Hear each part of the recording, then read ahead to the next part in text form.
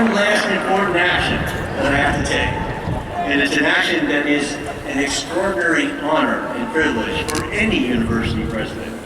And that's conferring an honorary degree on the President of the United States. That was coming. Now he's a Rutgers and a Columbia graduate, right?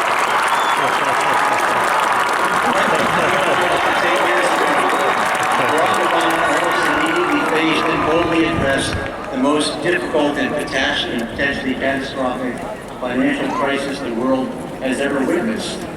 In subsequent months, he cuts through the Gordian knot of healthcare reform, and he dealt with the natural disasters both here and around the world. During his presidency, he has championed clean energy, taken a strong action against climate change, and for his entire career, he has been a tireless advocate of social justice and of access for all people to affordable education, quality health care, equal employment, and real hope for the future. So all of these challenges in President Obama's leadership in addressing them are well known to everyone in the audience. And if there was ever an occasion where the phrase, "no introduction is necessary," was truly an understatement, this is it. So without further ado, it is great pride and a feeling of deep humility that I have the opportunity to present President Barack Obama, the 44th President of the United States.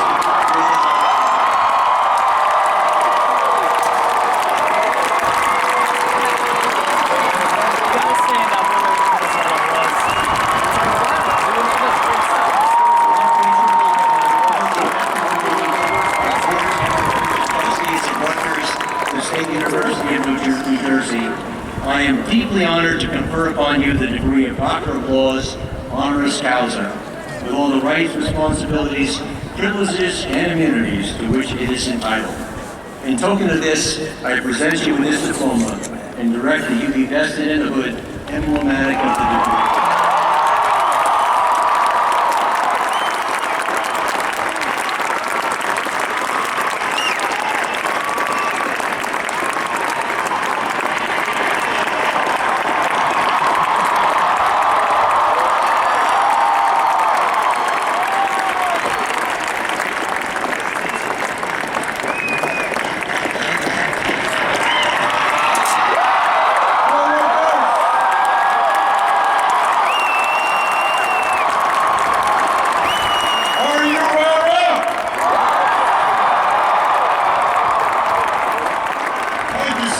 Thank you, everybody.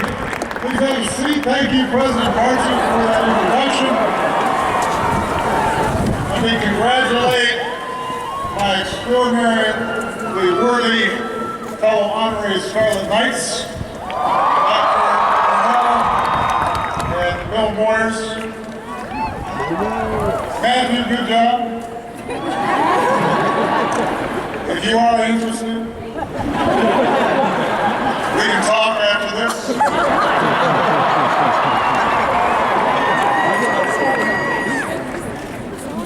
One of the perks of my job is honorary degrees. But I have to tell you, it impresses nobody in my house. Now Malia and Sasha just say, "Okay, Dr. Dad, we'll see you later. Can we have some money?"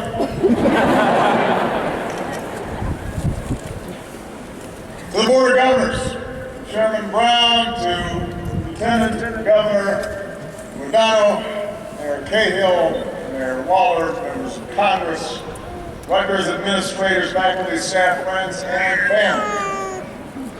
Thank you for the honor of joining me for the 250th anniversary of this remarkable institution.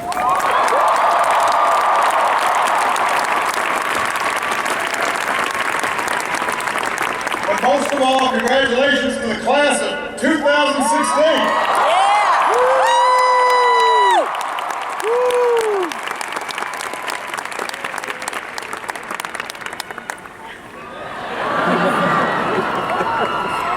I come here for a simple reason. To finally settle this pork roll versus Taylor hand fight.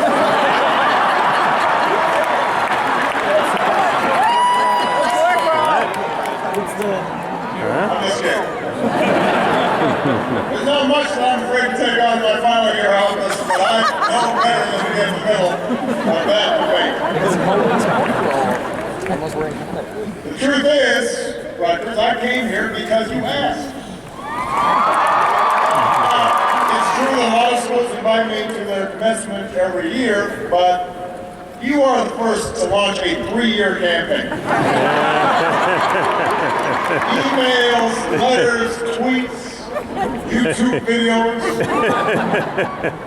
I even got 3 notes from the grandmother of your student body president.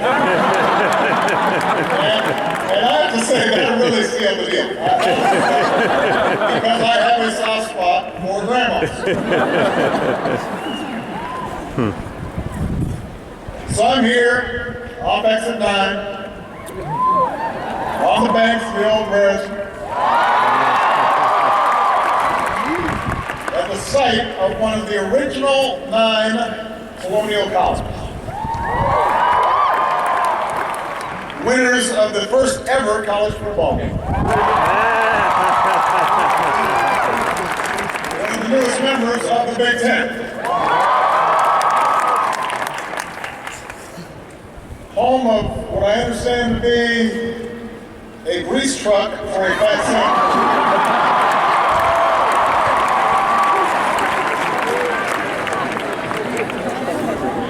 Mozzarella sticks and chicken fingers on your cheese sticks. I'm sure Michelle would approve.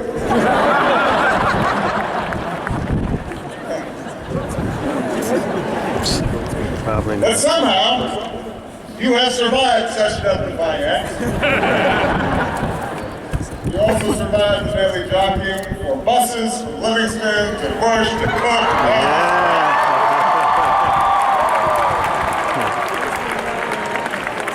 I suspect that a few of you are trying to survive this afternoon after a late night at Old Queens.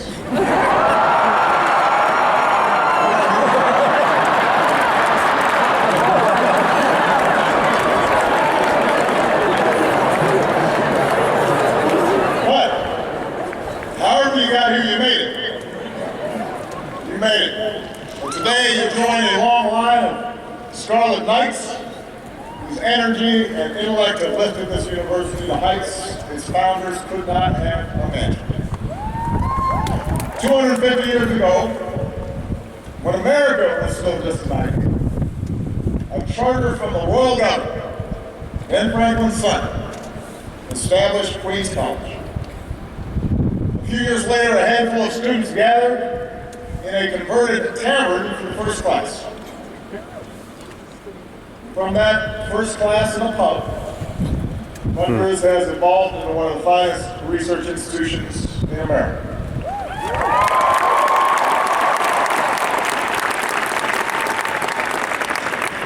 This is a place where you 3D print prosthetic hands for children and devise rooftop wind arrays so we can power entire office buildings with clean, renewable energy. Every day, tens of thousands of students come here to this intellectual melting pot, where ideas and cultures flow together among what might just be America's most diverse student body.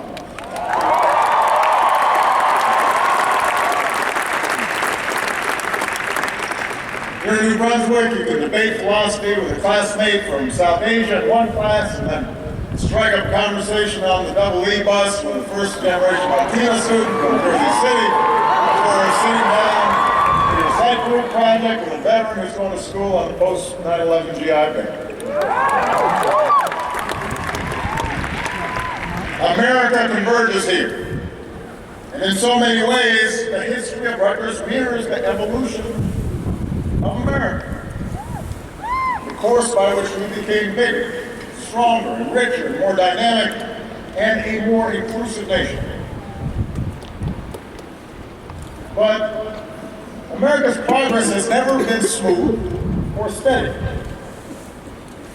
Progress doesn't travel in a straight line.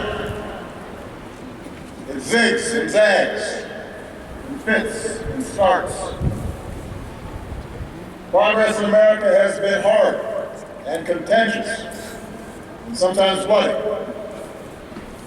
It remains uneven. And at times, for every 2 steps forward, it feels like we take 1 step back. Now, for some of you, this may sound like your college career. It sounds like mine anyway.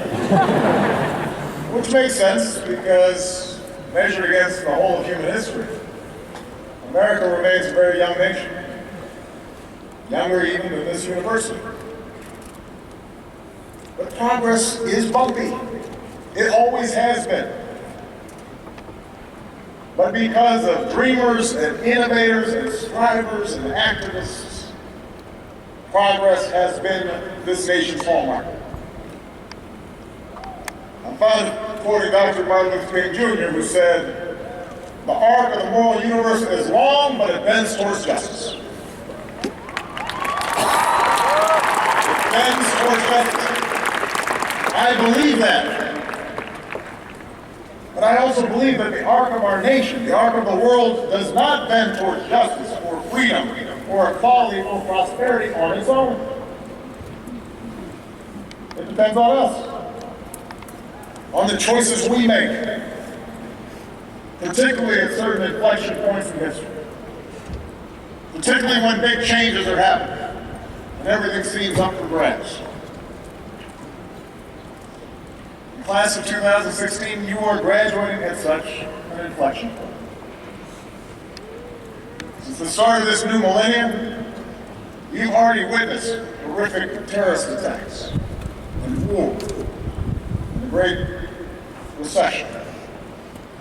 You've seen economic and technological and cultural shifts that are profoundly altering how we work and how we communicate, how we live, how we form families.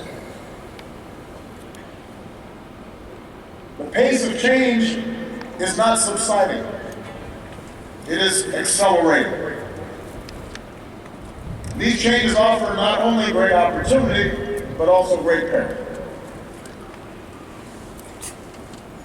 Fortunately, your generation has everything it takes to lead this country toward a brighter future. I'm confident that you can make the right choices, away from fear and division and paralysis, and toward cooperation and innovation and hope.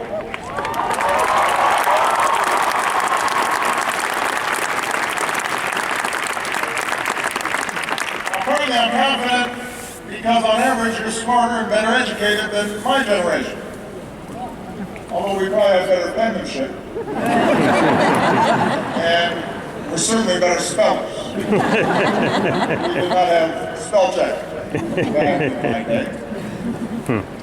You're not only better educated, but you've been more exposed to the world, more exposed to other cultures. You're more diverse. You're more environmentally conscious. You have a healthy skepticism for conventional wisdom.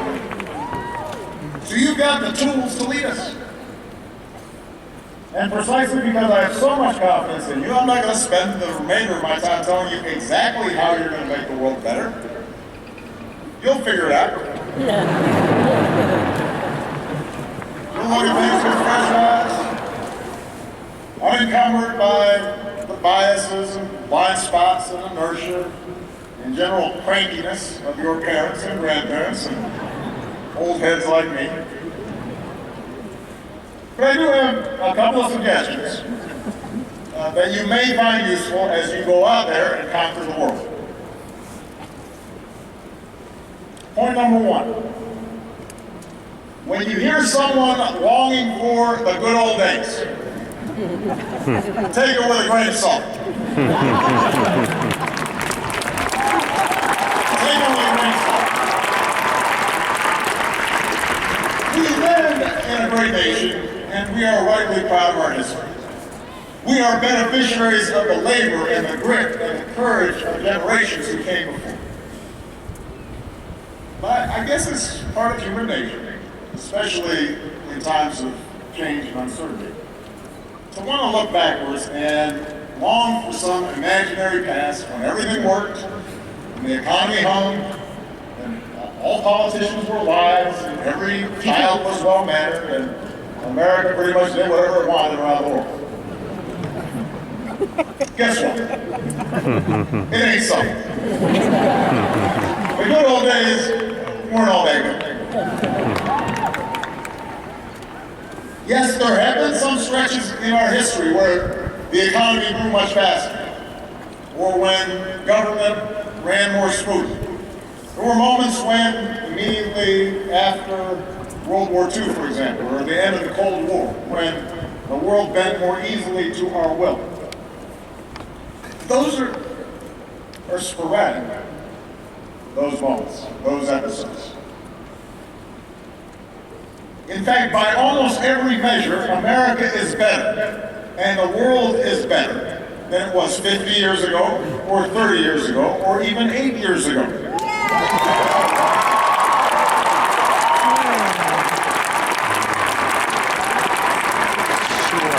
And by the way, I'm not set aside 150 years ago, pre-Civil War. There's a whole bunch of stuff there we could talk about. Set aside life in the 50s, when women and people of color were systematically excluded from big chunks of American life. Since I graduated in 1983, which isn't that long ago, just saying. Since I graduated, crime rates, teenage pregnancy, the share of Americans living in poverty, they're all down. The share of Americans with college educations have gone way up. Our life expectancy has as well. Blacks and Latinos have risen up the ranks in business and politics. More women are in the workforce. They're earning more money. Make sure that women are getting the same pay for the same work.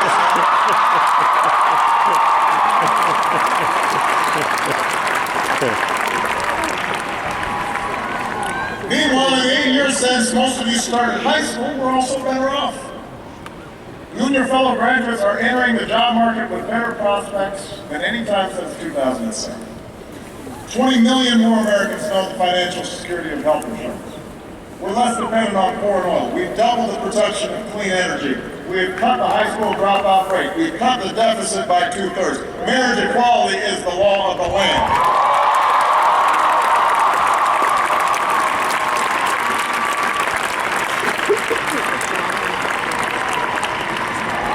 And just as America's better, the world is better than when I graduated.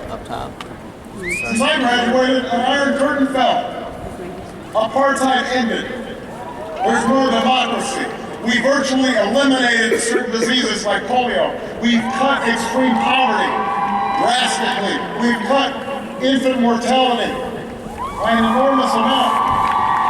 Now, I say all these things not to make you complacent. We got a bunch of big problems to solve. But I say it to point out that change has been a constant in our history. And the reason America's better is because we didn't look backwards. We didn't fear the future. We seized the future and made it our own. And that's exactly why it's always been young people like you that have brought about big change. Because you don't fear the future. That leads me to my second thing. The world is more interconnected than ever before. And it's becoming more connected every day. Building walls won't change that.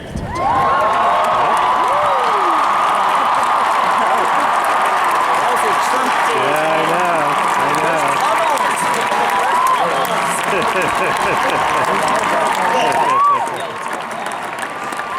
Do not get up As now. president, Not my while he's first speaking. responsibility holds the security and prosperity of the United States. And as citizens, we all rightly put our country first. I told him not to before they speak. But if the past 2 decades have taught us anything, it's that the biggest challenges we face cannot be solved in isolation. When overseas states start falling apart, breeding grounds for terrorists and ideologies and nihilism and despair that ultimately can reach our shores. When developing countries don't have functioning health systems, epidemics like Zika or Ebola can spread and threaten Americans too, and the wall won't stop that.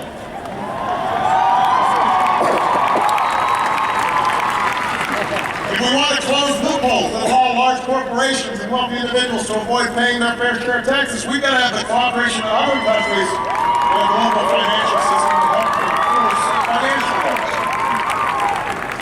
The point is, to help ourselves, we got to help others.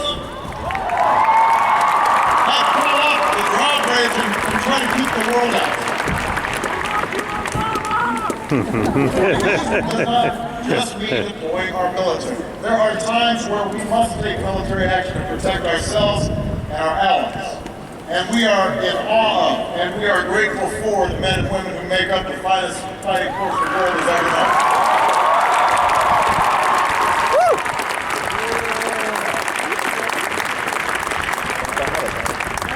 But I worry if we think that the entire burden of our engagement with the world is up to the 1% who serve in our military.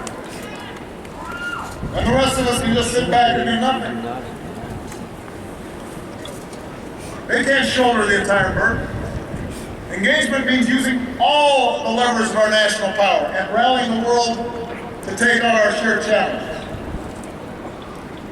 You look at something like trade, for example. We live in an age of global supply chains and cargo ships that crisscross oceans and online commerce. They can render borders obsolete. And a lot of folks have legitimate concerns with the way globalization has progressed. That's one of the changes that's been taking place. Jobs shipped overseas. Trade deals that sometimes put workers and businesses at a disadvantage.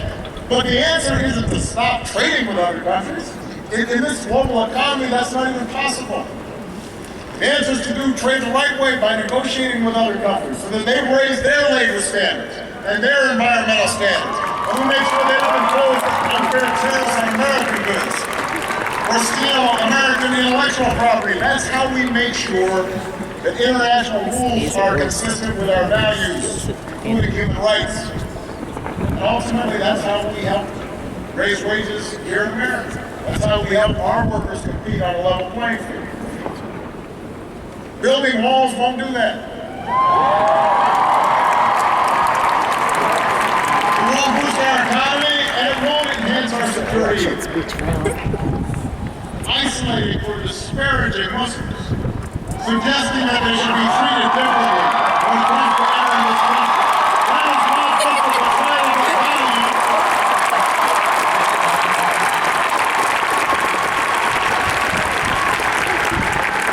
That's not just a betrayal of who we are. It would alienate the very communities at home and abroad who are our most important partners in the fight against violent extremism. Suggesting that we can build an endless wall along our borders and blame our challenges Wall is bad. on immigrants. That doesn't just run counter to our history as the world's melting pot. It contradicts the evidence that our growth and our innovation and our dynamism has always been spurred by our ability to attract strivers from every corner of the globe. That's how we became America. Why would we want to stop it now?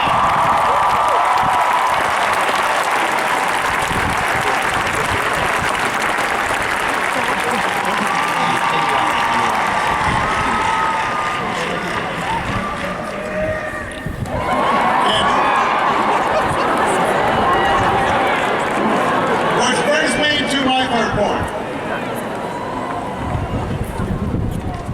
Facts, evidence, reason, logic, an understanding of science. These are good things. These are qualities you want in people making policy. These are qualities you want to continue to cultivate in yourselves as citizens.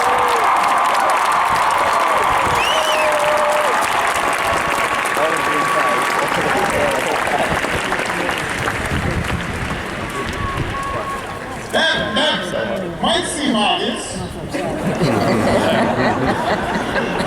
No, that's why we honor the warriors. That's for now. We traditionally have valued those things, but if you were listening to today's political debate, you might wonder where this strain of anti-intellectualism came from.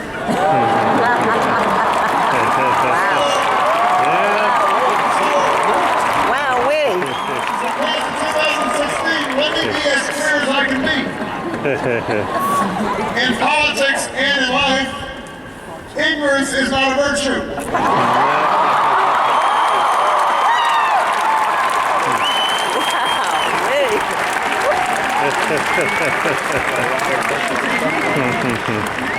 It's not cool to not know what you're talking about. Not keeping it real. We're telling it like it is. It's not challenging political correctness. That's just not know what you're talking about. And yet you become confused about this. Look, our nation's founders, Franklin, Madison, Hamilton, Jefferson, they were born of the Enlightenment. They sought to escape superstition and sectarianism and tribalism and know-nothingness. They believed in rational thought and experimentation and the capacity of informed citizens to master our own fates. That is embedded in our constitutional design.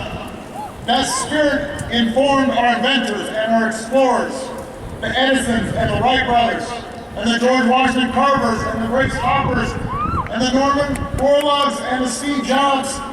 That's what built this country. And today, in every phone in one of your pockets, we have access to more information than at any time in human history at a touch of a button. But ironically, the flood of information hasn't made us more discerning of the truth. In some ways, it's just made us more confident in our ignorance. That is very true. That We is assume right. whatever's on the web must be true. We search for sites that just reinforce our own predispositions. Yep. Opinions masquerade as facts. The wildest conspiracy theories are taken for gospel. Now understand, I am sure you've learned during your years of college, and if not, you will learn soon, that there are a whole lot of folks who are book smart and have no common sense. Don't meet them. There they are. There they are. Show the crowd. Yeah, they did. It's just like a few people. There they are. Yeah. So the fact that they got a fancy degree, you got to talk to them to see. Qualities like kindness and compassion, honesty, hard work, they often matter more than technical skills or know-how. But when our leaders express a disdain for facts, when they're not held accountable for repeating falsehoods and just making stuff up, while actual experts are dismissed as elitists, then we've got a problem. You know, it's interesting that if we get sick, we actually want to make sure the doctors, like going to medical school, they know what they're talking about. If we get on a plane, we say we really want a pilot, so pilot the plane. And yet in our public lives, we suddenly think, I don't want somebody who's done it before.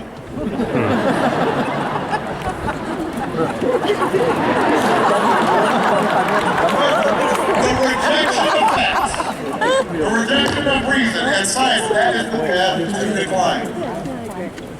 It calls to mind the word of Carl Sagan, who graduated high school here in New Jersey. He said, We can judge our progress by the courage of our questions and the depths of our answers, our willingness to embrace what is true rather than what feels good. The debate around climate change is a perfect example of this. I recognize it doesn't feel like the planet's warmer right now. I understand. There was hail when I landed in Newark.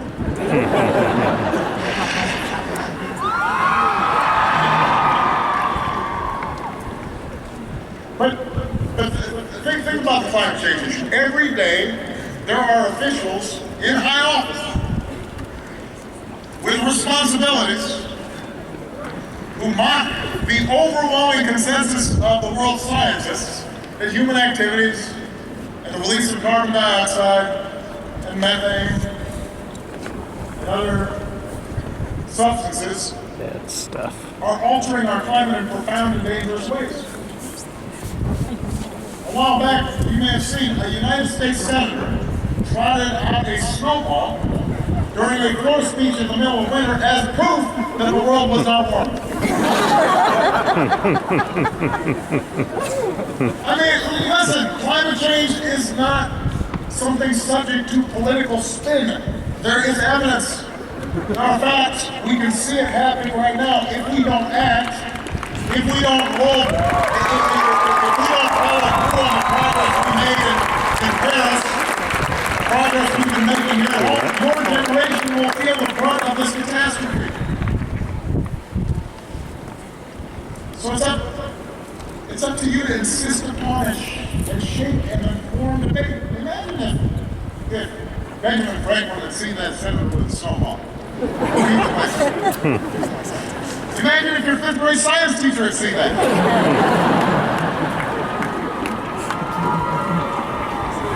You get a D. And he's a senator. Sorry. Look, I'm not suggesting that cold analysis and hard data are ultimately more important in life than passion or faith or love or loyalty. I am suggesting that those highest expressions of our humanity can only flourish when our economy functions well, and proposed budgets add up, and our environment is protected. And to accomplish those things, to make collective decisions on behalf of a common good, we have to use our heads. We have to agree that facts and evidence matter. And we got to hold our leaders and ourselves accountable to know what the heck they're talking about. All right. I only have 2 more points. I know it's getting cold. You're ready.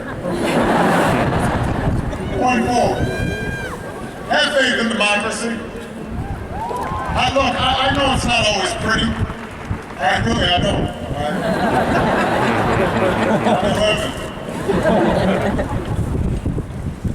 But it's how, bit by bit, generation by generation, we have made progress in this nation.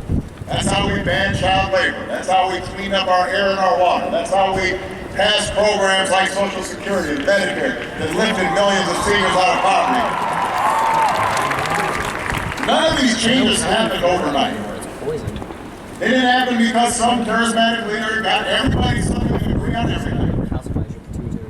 It didn't happen because of some massive political revolution occurred. It actually happened over the course of years of advocacy and organizing and alliance building and deal making and the changing of public opinion. It happened because ordinary Americans who cared participated in the political process. So,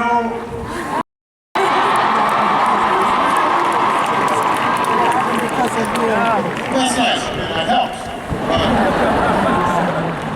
Look, if you want to change this country for the better, you better start participating. I'll give you an example on a lot of people's minds right now. That's the growing inequality in our economy.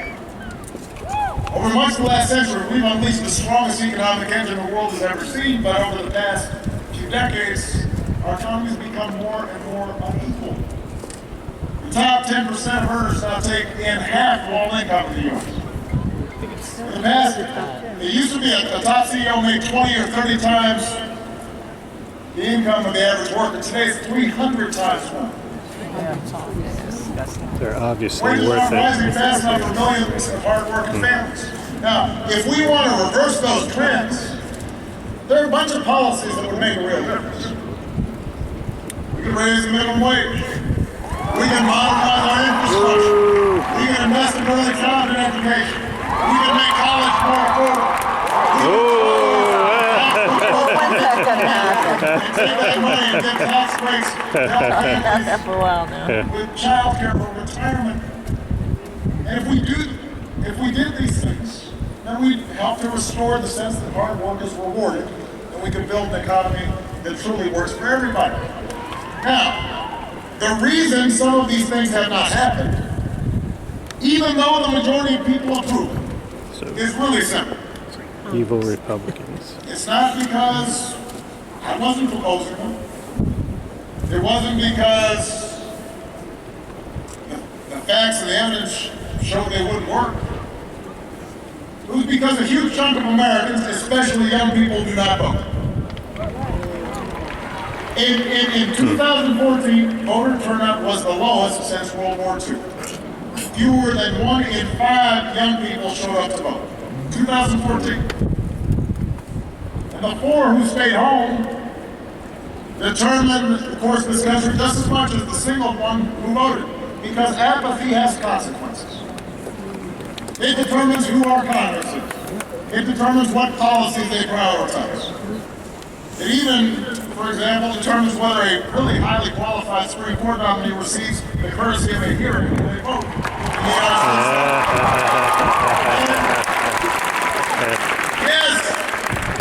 Yes, big money in politics is a huge problem. We've got to reduce its influence. Yes, special interests and lobbyists have disproportionate access to the corridors of power. But, contrary to what we hear sometimes from both the left as well as the right, the system isn't as rigged as you think, and it certainly is not as hopeless as you think. Politicians care about being elected, and they especially care about being re-elected. And if you vote, and you elect a majority that represents your views, you will get what you want. And if you opt out or stop paying attention, you won't. It's that simple. Yeah.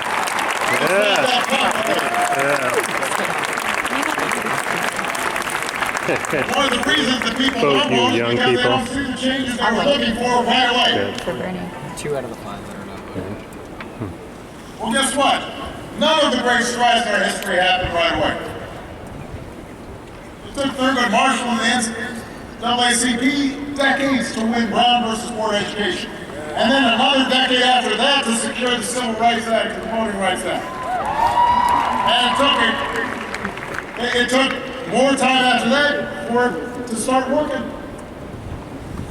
It took a proud daughter in New Jersey, Alice Paul, years of organizing marches and hunger strikes and protests and drafting hundreds of pieces of legislation and writing letters and giving speeches and working with congressional leaders before she and other suffragists finally helped win women the right to vote. Each stage along the way required compromise. Sometimes you took half a loaf.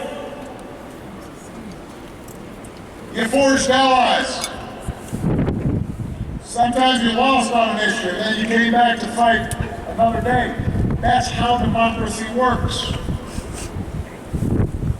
So you've got to be committed to participating, not just if you get immediate gratification, but you got to be a citizen full-time all the time. And if participation means voting, and it means compromise, and organizing, and advocacy, it also means listening to those who don't agree with you. I know a couple of years ago, some folks on this campus got upset that Condoleezza Rice was supposed to speak at the commencement. Now, I don't think it's a secret that I disagree with many of the foreign policies of Dr. Rice and the previous administration. But the notion that this community or the country would be better served by not hearing from a former Secretary of State for shutting out what she had to say. Yeah. Yeah.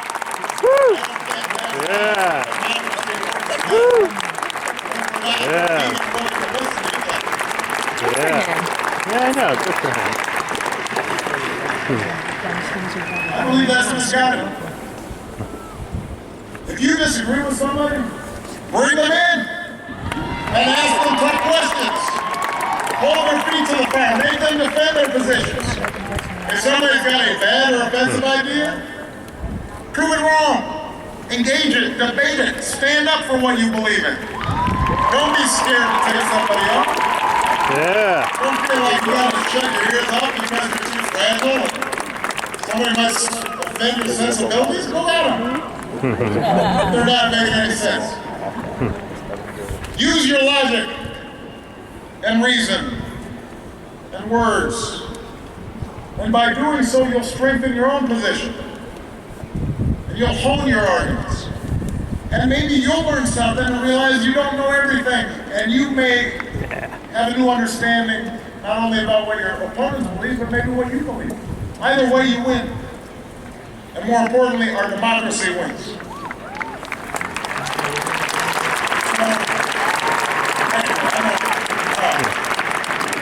That's it, class of 2016. Few suggestions on how you can change the world. Except maybe I've got one last suggestion.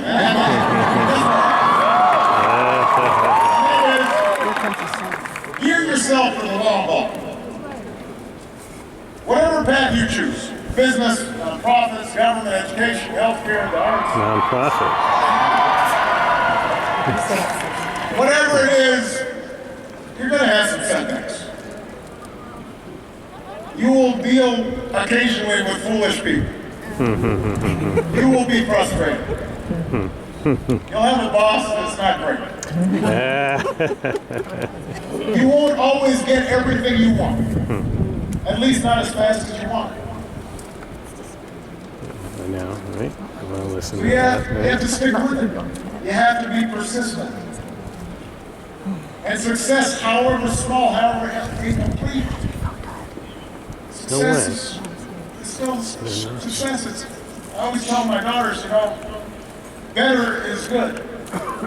It may not be great, perfect, it may not be great, but it's good. That's how progress happens in societies and in our own lives.